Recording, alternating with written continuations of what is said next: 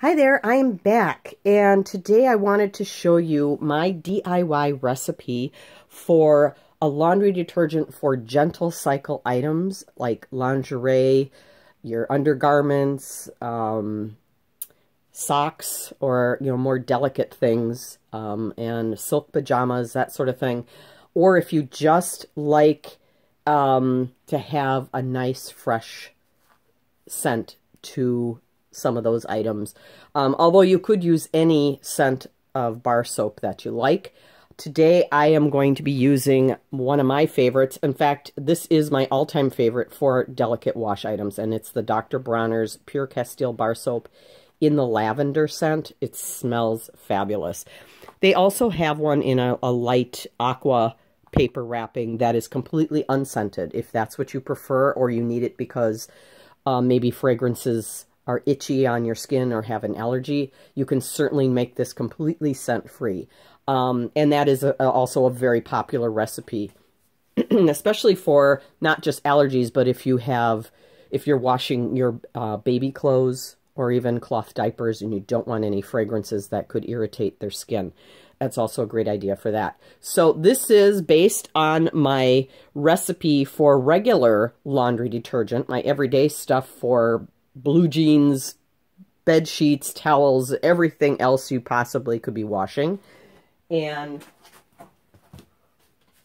for that, sorry for the interruption, for that I usually use my Fels Naptha.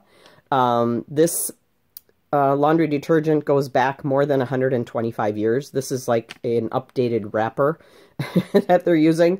So, but this goes back a long ways. It is extremely inexpensive. You do need to grate it, though, and you will grate it like cheese. And that's what I'm going to do with my Castile Bar lavender soap today. So my recipe for both of these is the same. It's a little bit different on proportion for the gentle cycle. For the regular one, I would use 2 cups of the Arm & Hammer Laundry Booster washing soda. Now, this isn't baking soda, it's super washing soda. There's a difference. And 1 cup of the 20 Mule Team Borax powder. This helps soften the water so your detergents and soaps can perform better to remove stains and clean your laundry. But for this, for the gentle cycle, I'm only going to use 1 cup. So it'll be 1 to 1 to 1. It is a very economical way of doing laundry. It's a lot less harmful to the environment, and you can use this in the high-efficiency washing machines because it's very, very low sudsing. This, in particular, is very low sudsing. In fact, this recipe is very popular for not only making a lot. This recipe here, which I have in another video, makes 5 gallons. And if you're a small family like I have, it's just the 2 of us in my household, that 5 gallons lasts me 9 months to a year because you're only using a 1/4 cup at a time. I'll use 1/2 cup on big loads like towels and bed sheets and things like that. And especially if one or both of us has had a cold or flu, then I will definitely throw 1/2 cup in there to make sure you've cleaned it really well. But what I'm going to do now is grate the soap. You can either use just your standard metal cheese grater. It sounds very laborious, and for this one, it kind of is because this is a fairly firm bar of soap. This one, though, is much softer, so it's a lot easier to grate. But I'm going to do something different, and I'll show you that. Okay, what I have here is a very old small, I think this is the 7-cup size Cuisinart food processor. It's the Pro Classic. I think this used to be white once upon a time. It's very yellow now. I found this at my local Goodwill store, and I got really lucky. It had all the accessories, including the blade, which is not installed right now because I'm going to use the grating disc instead. This whole thing was $7, and this is a $100 machine, brand new. If you want to do this in a food processor, I highly suggest searching out your local thrift store, or if you have a Goodwill or something like that around, or even shop yard sales. And make sure that you're able to plug it in to make sure that it works so nobody is selling you you know, something that's broken and doesn't run. And you want to make sure you have the disc. If you do find a Cuisinart, you can always order this grating disc on their website separately, which is nice. But the reason I say that is you don't want to use the one you use in your kitchen regularly for food, because even though that's stainless steel, the bowl is plastic. It will absorb the odors from the soap, and you will have soap flavored food no matter what you put in there, no matter how many times you wash it. Even if you put it in the dishwasher, it will still taste like soap. You don't want to ruin your food processor that you use for food preparation. So I'm just going to put my soap in here and show you how fast this works here.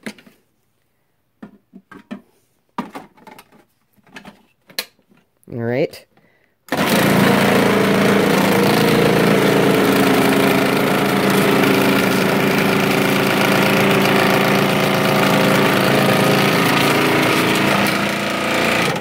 Okay. Now there is a little bit left in here, so I will not waste that. We are just going to cut that up and put it into our mixture. Same with these little guys here. Pull that out and look at that bar of soap.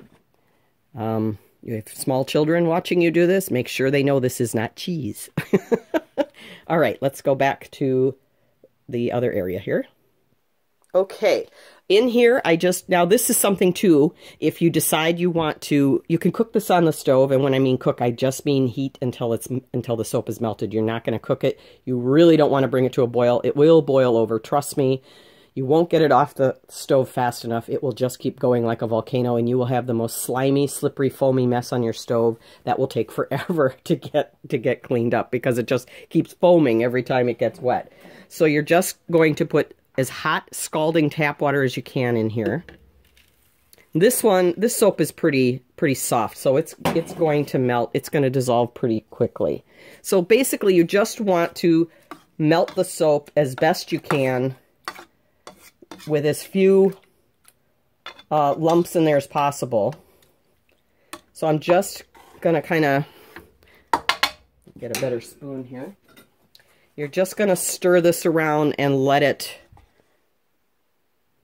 I'll get a little closer there so you can see. As you can see, it's dissolving pretty quickly here. And you don't want any lumps, because once this comes to room temperature, whatever was a solid lump will stay a solid lump, and that will cling to your clothing. But you can see it's almost completely dissolved. There's just a few little strings in there. And as soon as this dissolves, we're going to pour it into the bin back here, waiting for the entire mixture. I just mix it in whatever it's going to be stored in.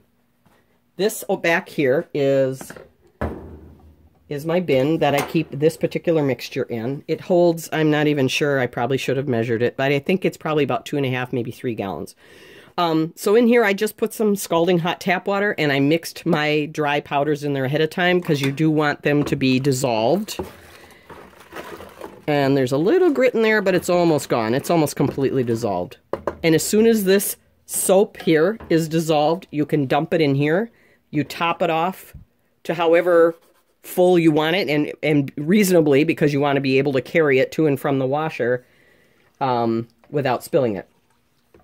Then you're just going to top it off with the hot water, stir it, put the lid down, and ignore it until the next day. So you want it to kind of sit for about 12 hours or so. This is almost completely dissolved already. Let me show you here. But there's just a few tiny little strands in there. That's what I love about this Dr. Bronner soap. It dissolves so quickly. There aren't all kinds of nasty stabilizers and chemicals and stuff in here. So I am going to go ahead and add it in. And see, there's no soap left in there. So we're doing all this in my basement, in my laundry room. So it's haphazard countertop here. So now I'm just going to stir that up. And let's add some more hot water. Okay, so I have topped it off. You can see I've topped it off to about maybe 1.5 inches from the top, because I don't have a place that I can keep this sitting permanently down here. I need to transfer it from across just, maybe about 6 or 7 feet. So I do need to carry it back and forth. So I don't want it too full because I will spill it, even though this is going to thicken up. So that's the next stage. Technically, you could use it just as is right now. I mean, it's ready to go. Everything is dissolved into the water. You're good to go. But when you let it sit, and I'm going to cover it and latch it down, and you let this sit for 8 to 12 hours, this will firm back up, and it will be like a firm kind of gel texture because the soap is going to want to go back to its coagulated solid state. But it's going to be softer because, of course, you have all this water in here. And all you do then is, it's kind of cool, actually, when it's this big, thick tub of Jell-O. You're just going to stir it up a little bit, soften it up, and it'll be kind of a creamy gel-like texture. And then you can measure out your detergent. And again, it is a 1/4 cup per load. I love the lavender scent, so if I have a really big load in here, I will put a 1/2 cup. I'll put 2 scoops in here. I got lucky enough to find these measuring scoops that are actually measuring cups in a scoop form with a nice long handle. So if you can find something that is that measures a 1/4 cup that has a decent handle, I mean, that's great. If this is a little unwieldy, you can actually transfer some of this into a smaller container, like a jar or a plastic tub, you know, or something smaller that you can carry back and forth to your washer when you're doing laundry. So that is my Gentle Cycle homemade laundry detergent. And because I use this just for gentle cycle things, this will last me probably a good 5 or 6 months. And I hope this is helpful to you and into DIY. This is a really fun project to make at home, and the kids can help you with it. Just, you know, depending on their age, be careful with the hot water, or if you're melting it on the stove. But it's a fun project, and it saves a ton of money. And again, thank you for watching. If you like my videos, please give me a thumbs up, and have a great day. Bye-bye.